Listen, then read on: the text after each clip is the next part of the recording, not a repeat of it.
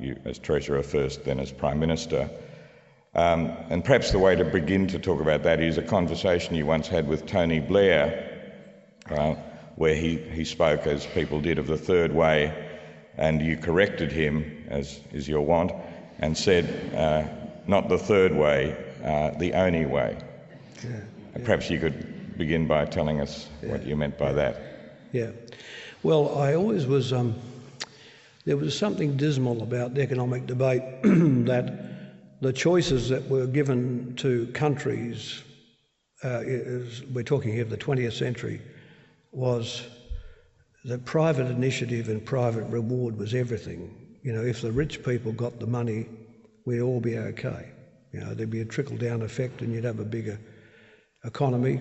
And on the other hand, you know, a government control and government initiative was the alternate way. You know, and we've seen that carried out. I don't mean simply communism or Marxism, but essentially in societies where you had the government had a very large say about the way the place operated, if not centrally planned. And that was the choice, you know.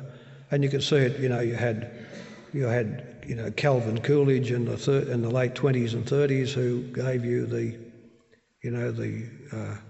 private initiative and private reward. Then you had Roosevelt, you know, who believed there was a role for government, as there was a role for the private economy, you know. And this thing has sort of alternated all its way, you know, Lyndon Johnson's Great Society and then Ronald Reagan, you know, back to private initiative.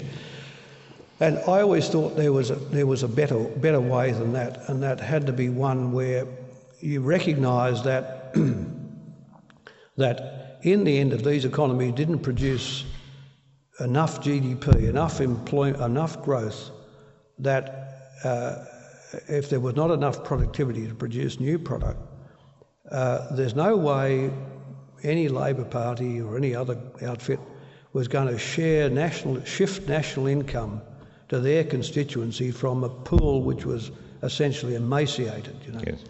So therefore, the main thing we had to do was to lift employment and lift GDP and lift employment.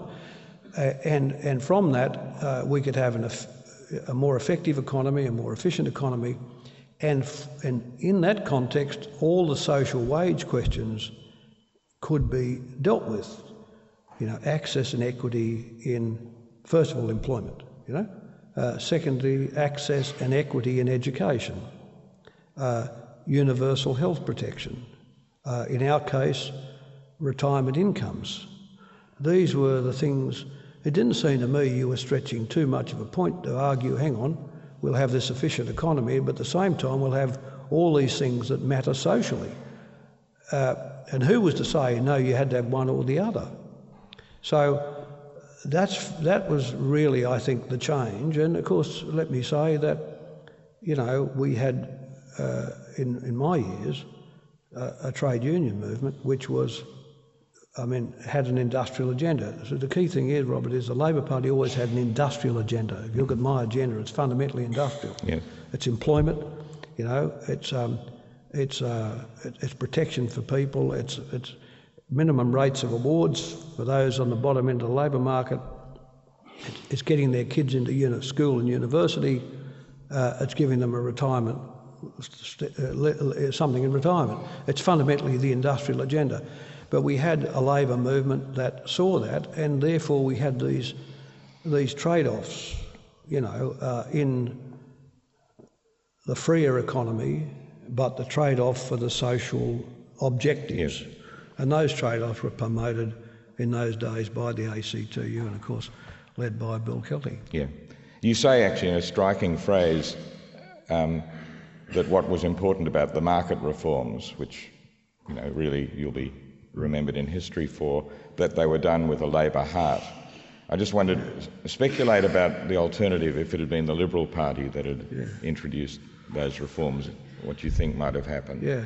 Well, when I say the Labor heart, they were, the big reform, if you like, there's a whole lot of important reforms. Exchange rate, the financial and the product markets, and of course the labour market. If I take the last one first, we moved away from the safe house of centralised wage fixing to a system of enterprise bargaining, but where the Commonwealth was not involved. That is, where enterprises could negotiate with unions, but with unions which had a collective process, not unions split off into individual wage contracts, but unions in the collective. And in that, we knew that in an economy in transition, a lot of people get left behind. So we had a commitment to minimum rates for people, the low paid, for people who are disadvantaged, women in retail, kids, etc. And of course we had this thing called the no disadvantage test. You could go and make an enterprise bargain, but you couldn't be any worse off. The working person could be no worse off than before. Well, what the Libs did when they arrived in office, Reith and Howard kept the enterprise bargaining but wanted to take the collectivism out of unionism. 2, they explicitly took the no disadvantage test away. Finally, of course, with work choices, they attacked the safety net, you know, and that's it. And you say to them, but hang on, why would you do this when productivity was running at 2 to 3%? Why would you do this when the inflation rate was 2.5% consistently? When industrial disputation was at record lows? You know, and why would you do this when the profit share in GDP had never been higher? And what's the explanation as to? Ideology and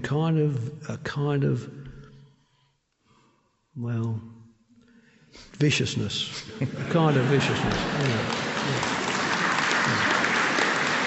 A kind of that sort of middle class. You know, I used to say the Liberal Party is full of, you know, used car salesmen and real estate agents and news agents. There were never any big business figures there. If they had, they might have been a bit better, you know. But it was that miserableness, you know, that miserableness. So Howard, we gave Howard the right model, you know. We gave Howard the right model, but quick as a flash, he couldn't get through. He had the problems with the Senate, but quick as a flash, he was negotiating to move to single contracts, and then when he got control of the Senate, eventually got control of the Senate straight away, he hopped into the safety net, the no disadvantage test and everything else. So, I mean, that's the way they are. I mean, the only thing the Liberal Party ever accepted from us, but after 7 elections, was Medicare. We had to drag them to it. You know, in the end, they finally said, oh, well, even after they forced you into private health cover, they finally accepted Medicare. But no matter how much peace and goodwill the trade unions or the structure offered business in the new model, they wouldn't take it. If I could go back to other things, in the product markets, of course, we reduced the tariffs, which had, of course, enormous impact on manufacturing centres like Melbourne and Sydney. But we had in there adjustment packages to try and help people out. But the biggest adjustment package was their ability to jump out of a protected job into a new job in a burgeoning economy. Yeah. You know, that was the thing. And then, of course, deregulation. I mean, people say, oh, well, you know, people on the left of the Labor Party used to say in the early days, I'd swallowed some kind of an economic textbook, you know. But look, you know, you couldn't. Banks, there were deposit maturity controls, how much a bank could take in deposits and from whom, and there were lending controls. The Reserve Bank set the quantitative lending restriction, and the Australian banks would lend within the restriction, and they'd only lend to the best customers. So banks were rationers of credit. What we did was turn them into creators of credit. So that meant any 2 butchers could go and buy the site opposite and build 24 units. And then they could sell them off the plan because people knew they could settle the contract at the end. You know, they could pay the loan out because they could get it from the bank. So if you look at the sort of the creation of wealth in Australia, the opening up of the banking system was, and yet inside the Labor Party in those days, We used to find people, they believed in credit unions, they believed in permanent building societies, but they didn't believe in banks. And these were the prudentially supervised shows. So, in other words, broadly what I was involved with and what we did was, use an old word but not in its worst sense, pragmatic, learning the lessons of history and not ideological, looking what had to be done and doing it.